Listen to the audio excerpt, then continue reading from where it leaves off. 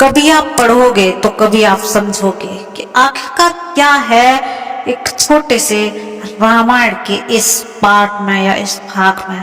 तो चलो दोस्तों, आज हम आपको रामायण के एक ऐसे भाग से रूबरू कराते हैं जिसको देखकर या जिसको सुनकर आपकी आंखों से आंसू नहीं रुक पाएंगे। तो चलिए दोस्तों, वीडियो को शुरू करते हैं।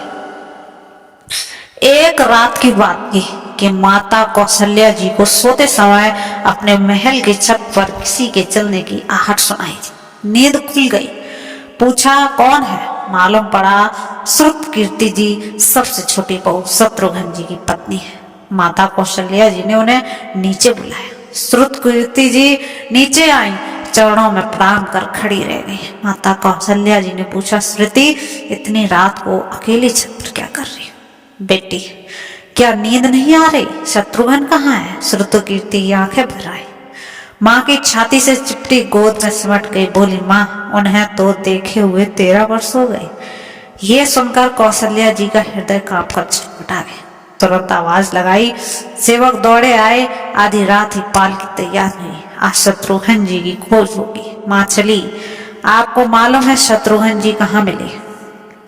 अयोध्या जी के जिस दरवाजे के बाहर भरत जी नंदीग्राम में तपस्वी होकर रहते थे, उसी दरवाजे के भीतर एक पत्थर की शिला है। उसी शिला पर अपनी माँ का तकिया बनाकर लेटे मिले। माँ सिरहाने बैठ गई। बालों में हाथ फिराया तो शत्रुघ्न जी ने आंखें खोली। माँ उठे, चरणों में गिरे। माँ, आपने क्यों कष्ट किया? मुझे बुलवा लिया होता। माँ ने कहा, शत्रुघ्न यहाँ क्यों? शत्रुघ्न जी की रुलाई फूट पड़ी।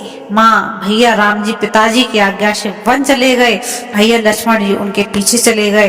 भैया भरत जी भी नंदीग्राम में हैं। क्या ये महल, ये रथ, ये राशि, वस्त्र विधाता ने सिर्फ और सिर्फ मेरे लिए बनाए? माता कौशल्या जी निरुत्तर हो गई। देखो, क्या है ये राम कथा? यह भोग की नहीं, त्याग की कथा है। यहाँ त्याग की है प्रतियोगिता चल रही है और सभी प्रथम है, कोई पीछे नहीं रहा। चारों भैया का प्रेम और त्याग एक दूसरे के प्रति अद्भुत, अभिनव और अलौकिक। रामायण जीवन जीने की सबसे उत्तम शिक्षा देती है। भगवान राम के 14 वर्ष का वनवास हुआ तो उनकी पत्नी सीता मैया ने भी सहर्ष वनवास स्वीकार कर लिया, परंतु बचपन से ही बड़े भाई की सेवा में रहने वाला लक्ष्मण जी कैसे राम जी से दूर हो जाता।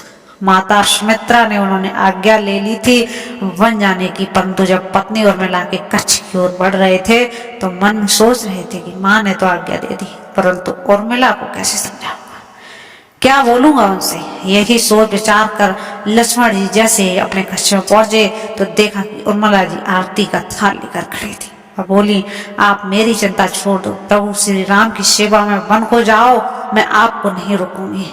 मेरे कारण आपकी सेवा में कोई बाधा आए इसलिए साथ जाने का हट भी नहीं करूंगी। लक्ष्मण जी को कहने में संकोच हो रहा था, परंतु उनके कुछ कहने से पहले ही उर्मिला जी ने उन्हें संकोच से बाहर निकाल दिया। वास्तव में यही पत्नी का धर्म है। पति संकोच में पड़े उससे पहले ही पत्नी उसके मन की बात जानकर उसे संकोच से बाहर कर दे। लक्ष्मण जी चले गए, परंतु 14 वर्ष तक उर्मिला ने एक तपस्विनी की भांति कठोर तप किया। वन में प्रभु श्री राम माता सीता की सेवा में लक्ष्मण जी कभी सोए नहीं, परंतु उर्मिला ने भी अपने महलों के द्वार कभी बंद नहीं किए और सारी रात जाग जाग कर उस दीपक की लौ को बुझने नहीं दिया। मेघनाथ से युद्ध करते हुए जब लक्ष्मण जी को शक्ति लग जाती है और हनुमान जी ने उनके लिए संजीवनी का पर्वत लेकर लौट रहे होते हैं, तो बीच में जब हनुमान जी अयोध्या के ऊपर से गुजर रहे होते हैं तो भरत जी उन्हें राक्षस समझकर बाहर मार देते हैं और हनुमान जी गिर जाते हैं। तब हनुमान जी सारा वृतांत सुनाते हैं कि सीता जी को रावण घर ले गया। लक्ष्मण जी युद्ध में मूर्छित हो गए। यह सुनते ही कौशल्या जी कहती हैं कि राम को कहना कि लक्ष्मण के बिना अयोध्या में पैर भी मत रखना, राम वन में ही रहे। माता सुमित्रा कहती है, राम से कहना कि कोई बात नहीं, अभी शत्रुघ्न है, मैं उसे भेज दूंगी। मेरे दोनों पुत्र राम सेवा के लिए ही तो जन्मे हैं। माताओं का प्रेम देखकर हनुमान जी की आंखों में अश्रुधारा बह रही थी, परंतु जब उन्होंने उर्मिला जी को देखा तो सोचने लगे कि यह क्यों एकदम शांत और प्रसन्न खड़ी है।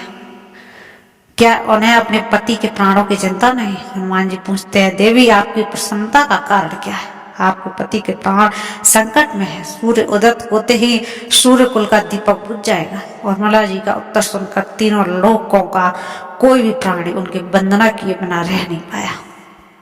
उर्मिला बोली, मेरा दीपक संकट में नहीं है, वो बुझ ही नहीं सकता। रही सूर्योदय की बात, तो आप चाहो तो कुछ दिन अयोध्या में विश्राम कर लीजिए, क्योंकि आपके वहां पहुंचे बिना सूर्य उदय हो ही नहीं सकता। आपने कहा कि प्रभु श्री राम मेरे पति को अपनी गोद में लेकर बैठे हैं। जो योगेश्वर प्रभु श्री राम की गोद में लेटा हो, काल उसे छू ही नहीं सकता। यह तो वो दोनों लीला कर रहे हैं। मेरे पति जब से वन गए हैं तब से सोए नहीं। उन्होंने न सोने का प्रण लिया था, इसलिए वे थोड़ी देर विश्राम कर रहे हैं, और जब भगवान की गोद मिल गई तो थोड़ा विश्राम ज्यादा हो जाएगा तो भी उठ जाएंगे। और शक्ति मेरे पति को लगी ही नहीं, शक्ति तो प्रभु श्री राम जी को लगी। मेरे पति की हर सांस में राम में है, हर धड़कन में राम है, उनके रोम रोम में राम है, उनके खून की बूंद बूंद में राम है।